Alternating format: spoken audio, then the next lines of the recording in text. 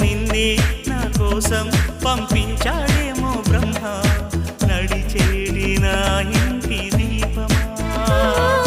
నీతో సావాసం పండించింది నా జన్మ నూరేళ్ల నాలో సట కుంకుమ వెచ్చని శ్వాసల యౌవన గీతికి పల్లవి నువ్వంట పచ్చని ఆశల పువ్వుల తీగకి పందిరి నీ జంట